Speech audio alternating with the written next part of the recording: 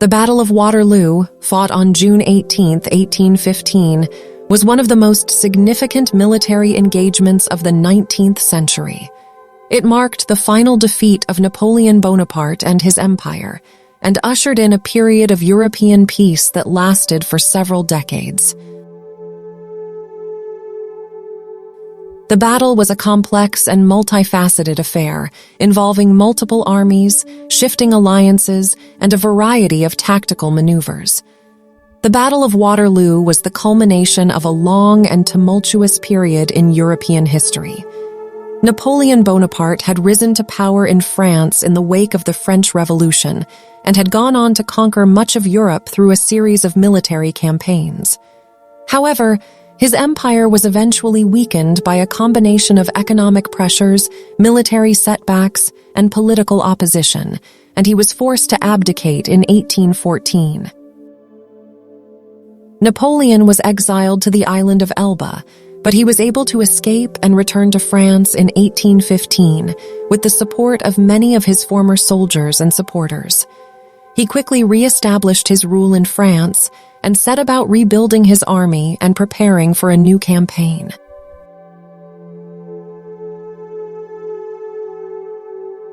Meanwhile, the European powers, who had been at war with France for much of the previous 2 decades, were determined to put an end to Napoleon's ambitions once and for all. They formed a coalition led by Britain, Russia, Austria, and Prussia, and began to mobilize their armies. Napoleon's plan was to defeat the coalition armies one by one before they could unite against him.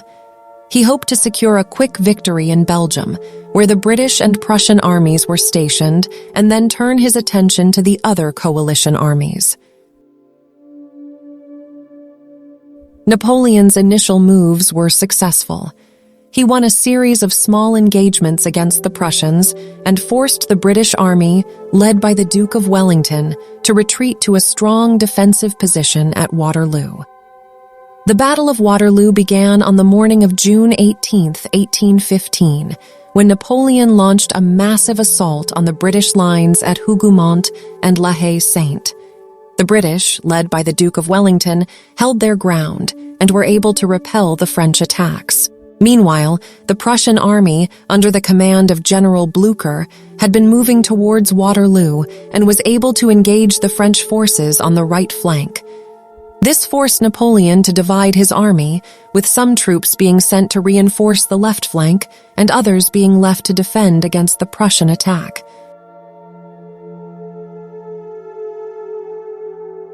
As the battle raged on, the French were unable to break through the British lines, despite several fierce assaults. The British, meanwhile, were able to hold their ground and inflict heavy casualties on the French.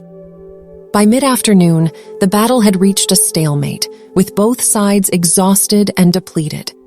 At this point, the Prussians arrived on the field in force and were able to launch a devastating attack on the French right flank. This forced Napoleon to order a general retreat, and the French army began to disintegrate in the face of the Prussian onslaught. The Battle of Waterloo was a decisive victory for the coalition armies and marked the end of Napoleon's rule. He was forced to abdicate once again and was exiled to the island of St. Helena, where he died in 1821. The battle also had significant consequences for Europe. It paved the way for the restoration of the Bourbon monarchy in France and helped to establish a period of European peace that lasted for several decades. The Congress of Vienna, which was held in the aftermath of the battle, sought to re-establish order in Europe and prevent future wars. The Congress of Vienna was attended by representatives of all the major European powers and was chaired by the Austrian diplomat Clemens von Metternich. The Congress was focused on establishing a new balance of power in Europe and on resolving the territorial and political disputes that had arisen during the Napoleonic Wars. One of the key outcomes of the Congress of Vienna was the establishment of a series of alliances and treaties that sought to prevent any one power from dominating Europe.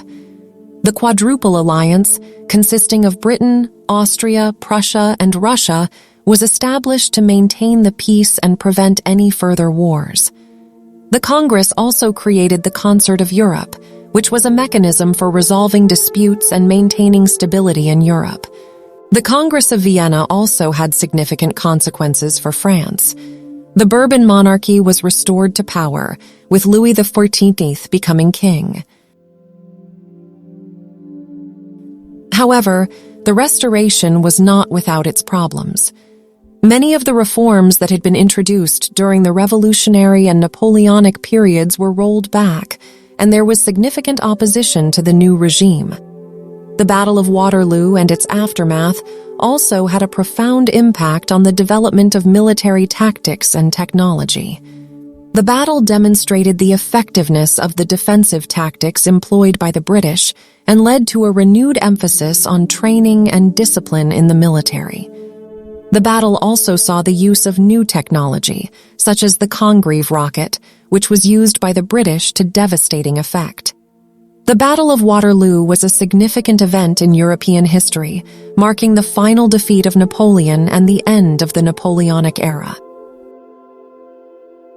The battle had significant consequences for Europe, leading to the establishment of a new balance of power and a period of relative peace. The Congress of Vienna, which followed the battle, was a major diplomatic event and helped to lay the foundations for the modern system of international relations. The battle also had an impact on military tactics and technology and served as a model for future conflicts.